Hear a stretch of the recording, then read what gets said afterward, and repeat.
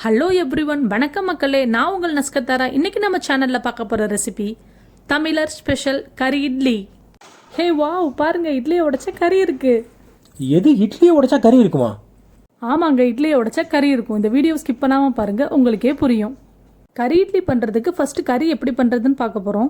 இதை நம்ம மட்டன்லேயும் பண்ணலாம், இல்லை சிக்கன்லேயும் பண்ணலாம். அது நம்மளோட இஷ்டம்தான். நான் வந்து மட்டனில் பண்ண போகிறேன்.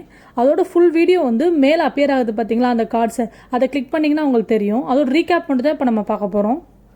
கீழே இருக்க டிஸ்கிரிப்ஷன் பாக்ஸ்லேயும் நான் மட்டன் கறி எப்படி பண்ணுறதுங்கிற லிங்க் போட்டிருக்கேன், அதையும் நீங்கள் ரெஃபர் பண்ணிக்கலாம். அந்த வீடியோவில் 3 ஸ்டெப்பில் எப்படி நம்ம மட்டன் கறி பண்ணுறதுன்னு பார்த்துருப்போம். Step 1 marination, step 2 masala preparation, நம்ம வீட்டிலே எப்படி மசாலா பண்ணுறதுன்னு பார்த்துருப்போம், எந்த ஒரு ஆர்டிஃபிஷியல் இன்க்ரீடியன்ட்ஸ் ஆட் பண்ணாமல். Third gravy preparation. அந்த வீடியோவில் டீட்டெயில்டாக உங்களுக்கு எல்லாமே சொல்லியிருக்கேன். ஒன்ஸ் உங்கள் மட்டன் கறியோ சிக்கன் கறியோ ரெடி ஆனதுக்கப்புறம் அதில் கொஞ்சோண்டு ஆனியனும் கொஞ்சோண்டு கொத்தமல்லியும் ஆட் பண்ணிவிட்டு நல்லா மிக்ஸ் பண்ணி விட்டுக்கோங்க. இது எதுக்காகனா, கறி இட்லியாக சாப்பிட்றப்ப இந்த ஆனியன் கூட கொஞ்சம் டேஸ்ட் கொடுக்கும்.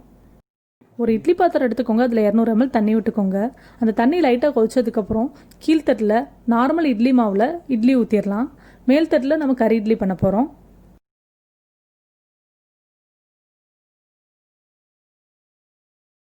டூ ட்ராப்ஸ் ஆயில் விட்டு இட்லி தட்டு ஃபுல்லாக நல்லா ஸ்ப்ரெட் பண்ணி விட்டுக்கலாம். எதுக்கு நம்ம இந்த ஆயில் அப்ளை பண்ணுறோன்னா, லாஸ்ட் நம்ம இட்லி எடுக்கிறப்ப ஒட்டாமல் வரும், அதுக்காக தான். ஓகே, இப்போ நம்ம ஸ்ப்ரெட் பண்ணி விட்டாச்சு. நெக்ஸ்ட்டு மாவு ஊற்றிடலாம். வழக்கமாக ஒரு இட்லிக்கு எவ்வளோ மாவு ஊற்றுவோமோ அதில் பாதி ஊற்றினா போதும். பாருங்கள், இந்த மாதிரி நான் பாதி தான் ஊற்றிருக்கேன். நீங்கள் மட்டன் கறி பண்ணாலும் சரி, சிக்கன் கறி பண்ணாலும் சரி, பட் அது ட்ரை ஃபார்மில் இருக்கணும். அப்போ தான் ஸ்டஃபிங் பண்ணுறப்ப ரொம்ப பர்ஃபெக்டாக இருக்கும். இதை இன்னும் சிம்பிளாக சொல்லணும்னா, தொக்கு மாதிரி பண்ணிக்கோங்க. இந்த மாதிரி ஆட் பண்ணிக்கலாம். ஒரு இட்லிக்கு 1 டேபிள் ஸ்பூன் அளவு கறி, அதான் மெஷர்மெண்ட். தென் கறி ஆட் பண்ணுறப்ப ரொம்ப கேர்ஃபுல்லாக ஆட் பண்ணுங்கள். கரெக்டாக 1 டேபிள் ஸ்பூன் மட்டும் ஆட் பண்ணால் போதும். அதுக்கு மேலே ஆட் பண்ணிங்கன்னா அந்த கறி இட்லி ஃபினிஷிங் கிடைக்காது.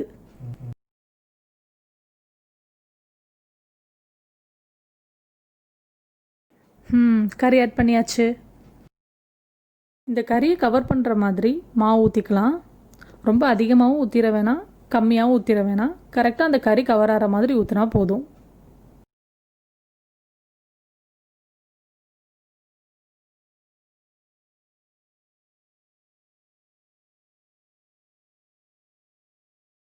இப்போ ஃபுல்லாக நம்ம மாவு ஊற்றியாச்சு. இப்போ இதை நம்ம மூடி போட்டு மூடி வச்சிடலாம். கரெக்டாக 15 to 20 நிமிஷத்தில் இட்லி வெந்திருக்கும். நான் இதை 15 மினிட்ஸ் கழித்து ஓப்பன் பண்ணுறேன். நல்லா இந்த ஆவியில் இட்லி வெந்துருச்சு. ஓகே, இப்போ நம்ம இட்லி வெந்துருச்சான்னு பார்க்குறதுக்கு ஒரு கரண்டியோ இல்லை கத்தியோ எடுத்துகிட்டு இந்த மாதிரி லைட்டாக விட்டு பார்ப்போம். பாருங்கள், எதுவுமே ஒட்டவே இல்லை. ஸோ நம்ம இட்லி சூப்பராக வெந்துருச்சு.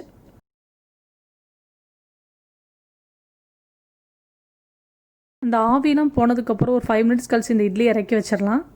அந்த இட்லி கொஞ்சம் அந்த சூடு ஆறுனதுக்கப்புறம் நம்ம ஒன்றா மெதுவாக எடுக்கலாம். கறி இட்லி எப்படி வந்திருக்குன்னு பார்க்குறதுக்கு எனக்கும் ரொம்ப ஆவலாக இருக்குது. வாங்க, இப்போ நம்ம ஒன்றா இதை எடுத்துடலாம்.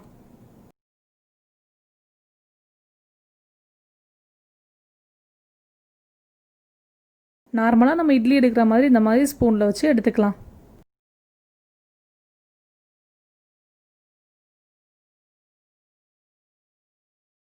பாருங்கள், நம்ம இட்லி எவ்வளோ சூப்பராக வந்திருக்குன்னு. இதை இப்போ நம்ம கட் பண்ணி பார்க்கலாம். பாருங்கள், கறி எவ்வளோ சூப்பராக ஸ்டஃப் ஆகிருக்குன்னு. இதாங்க நம்ம தமிழ்நாட்டு பர்கர்.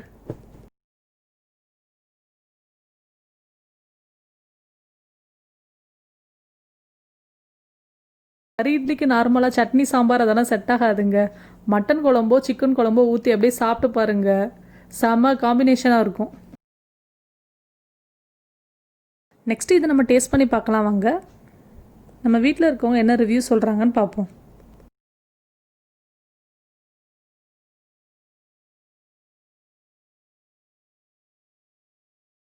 இந்த வீடியோ உங்களுக்கு பிடிச்சிருந்ததுன்னா லைக் பண்ணுங்கள், ஷேர் பண்ணுங்கள். மறக்காமல் நம்ம நஸ்கத்தாரா ரெசிபிக்கு சப்ஸ்கிரைப் பண்ணுங்கள். Until then, it's me signing off நஸ்கத்தாரா. மக்களே, நல்லா சாப்பிடுங்க, நல்லதே சாப்பிடுங்க.